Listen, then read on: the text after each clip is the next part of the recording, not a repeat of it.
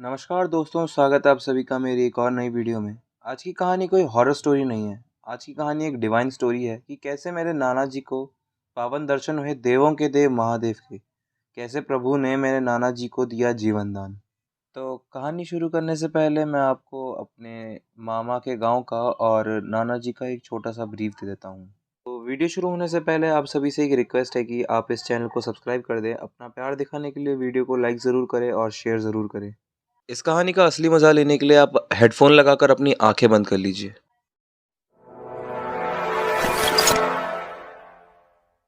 मेरे नाना जी, वो महादेव के बहुत बड़े भक्त थे। वो बहुत हँसमुख व्यक्ति थे। वो लोगों को दान देना बहुत पसंद करते थे। उन्हें अपने से पहले लोगों के बारे में सोचना बहुत अच्छा लगता था। आसपास के गाँव के लोग उनकी बहुत इज़्ज़त किया करते थे। हर छोटे त्योहार में, हर छोटी चीज़ में उनको सबसे पहले याद किया करते थे। मेरे नाना जी पेशे से गवर्नमेंट स्कूल के टीचर थे। वो एक डॉक्टर भी थे। उनका एक छोटा-सा क्लिनिक था। अब मेरे मामा के गाँव के बारे में आप लोग बस इतना ही जान लीजिए। जो गाँव था वो ना ही ज़्यादा बड़ा था, ना ही ज़्यादा छोटा था। उसमें ज़्यादा लोग नहीं रहा करते थे, क्योंकि वो आसपास बहुत जंगलों से घिरा हुआ था। गाँव के सबसे स्टार्टिंग में एक महादेव का बड़ा-सा मंदिर था, जिनको हरिहरेश्वर बाबा कहते थे। उस मंदिर में सुबह शाम दोनों टाइम पूजा किया जाता था। सबसे पहले मेरे नाना जी वहाँ पूजा करते थे, फिर कुछ समय बाद मेरे मामा जी ने पूजा करना शुरू किया। अब आगे बढ़ते हैं कहानी की तरफ। तो ये बात तब की है जब मेरी बड़ी मौसी की रिसेंटली ही शादी हुई थी। और आप लोगों को तो पता ही होगा, जब आप अपनी बेटी को विदा करते हैं तो उसके साथ आपको कई सारी चीज़ें देनी पड़ती हैं, जिसे आप दहेज भी कह सकते हैं। आजकल के लोग उन्हें तोहफा भी कहते हैं। मेरे नाना जी बहुत गरीब थे। उन्होंने ये सब चीज़ें करने के लिए बहुत सारा कर्जा लिया था। बेटी की शादी के लिए उन्होंने बहुत ज़्यादा कर्जा लिया था। कर्मों में बहुत सारा खर्चा हो गया। और गांव में एक प्रथा होती है जिसमें आप अपने आस पड़ोस के लोगों को, जानने वालों को और रिश्तेदारों को शादी में या फिर जनेऊ में कुछ ना कुछ गिफ्ट देते हैं। या तो वो वस्त्र दान हो सकता है, या तो फिर कोई ऐसी चीज़ जो कि उन्हें अच्छी लगे।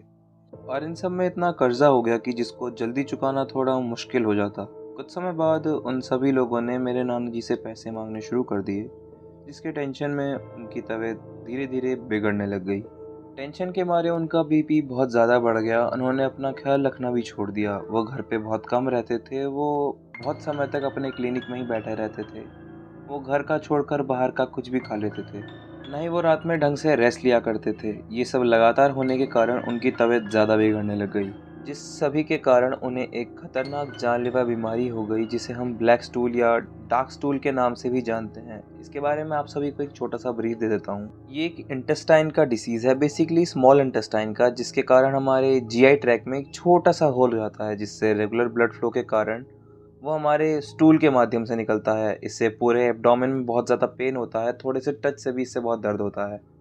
ब्लड लॉस के कारण डेथ भी हो सकती है, पर ये एक क्योरेबल डिसीज़ है, मात्र सिर्फ ब्लड लॉस के कारण। ये बेसिकली अनहाइजीनिक खाना खाने से होता है, या फिर ज़्यादा मसालेदार या ज़्यादा ऑयली खाने के कारण से होता है। अब आगे बढ़ते हैं कहानी की तरफ। तो पैसे की कमी होने के कारण ना ही उन्होंने इसका प्रॉपर इलाज कराया, ना ही उन्होंने इसके बारे में किसी को बताया। एक दिन वो ऐसे ही अपना काम कर कर वापस घर लौट रहे थे। चलते चलते वो रास्ते में अचानक से बेहोश हो गए। जब आसपास के लोगों ने नोटिस किया तो वो उन्हें उठाकर हॉस्पिटल लेके चले गए। जब सबको बुलाया गया और इसके बारे में बताया गया तो ये सब सुनकर सबके पैरों तले ज़मीन खिसक गई।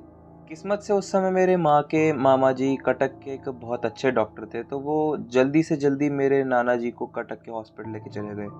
उन दिनों जाने आने की इतनी खास सुविधा नहीं थी, इसलिए गांव के कुछ उम्र में बड़े लोग और मेरे नानी जी मेरे नाना जी के साथ हॉस्पिटल गए।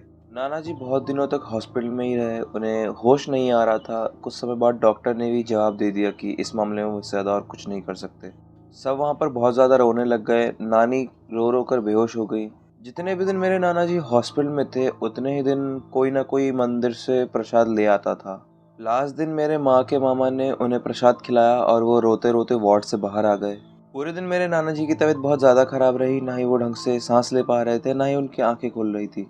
अगली सुबह जब सारे लोग उठे, उन्होंने देखा कि जो व्यक्ति ना ही ढंग से सांस ले पा रहा था, वो सुबह उठकर अपना काम खुद कर रहा है। उन्हें चलने में भी ज़्यादा दिक्कत नहीं हो रही थी। जब सबने उनसे पूछा कि आपको अभी रेस्ट लेना चाहिए, आपकी तबीयत अब कैसी है, तो उन्होंने सीधा जवाब दिया कि मेरे महादेव कल रात मेरे पास आए थे, उन्होंने मुझे नया जीवन दान दिया है। कुछ समय बाद मेरे मामा जी भी वहाँ पर पहुँचे। ये देखकर वो भी बहुत हैरान थे। जब उन्होंने ये देखा और पूछा कि ये सब कैसे हुआ, तो मेरे नाना जी ने बताया कि जब मैं रात में सो रहा था तब दरवाजे से अंदर एक गेरवे रंग के वस्त्र में बूढ़े आदमी आए, जिनके सर पर जटा थी और उनकी बहुत लंबी लंबी दाढ़ी थी। उन्होंने गले में बहुत सारी रुद्राक्ष की माला पहन रखी थी। उन्होंने अपने हाथ से मुझे मंदिर का प्रसाद खिलाया। जब उन्होंने अपना हाथ मेरे सिर पर रखा तो उनका हाथ बहुत ठंडा था, उनका स्पर्श बहुत शीतल था। जब मैंने उन्हें ढंग से देखने की कोशिश करी तो वो अचानक से अंतर ध्यान हो गए। किसी को भी ये देखकर भरोसा नहीं हो रहा था, पर जब मेरे मामा जी ने अपने तरफ की कहानी सुनाई कि जब वो सुबह सुबह मंदिर में पूजा करने गए तो मंदिर का दरवाजा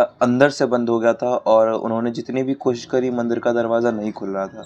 जब आसपास के लोगों ने भी कोशिश करी तब भी वो दरवाज़ा नहीं खुला तो वो मजबूरी में ही दरवाजे के पास पूजा कर कर आ गए। कुछ दिनों तक नाना जी का रेगुलर चेकअप चलता रहा और वो कुछ दिनों बाद वहाँ से वापस आ गए। जब वो वहाँ से वापस आए तो आसपास के सभी लोग उनके लिए कुछ ना कुछ लेके आए थे। सबसे पहले आते ही मंदिर में पूजा करी और भगवान का धन्यवाद करा इतने बड़े संकट से बचाने के लिए। मेरे नाना जी को गए हुए आज 12 साल से ज़्यादा हो चुका है, पर जब भी ये किस्सा मैं सुनता हूँ मुझे बहुत हैरानी और ताज्जुब होती है। तो ये कहानी थी कि कैसे मेरे नाना जी को महादेव ने जीवन दान दिया। उम्मीद करता हूँ आपको आज की स्टोरी अच्छी लगी होगी। अगर अच्छी लगी है तो वीडियो को लाइक करें, शेयर करें, चैनल को सब्सक्राइब करें। धन्यवाद।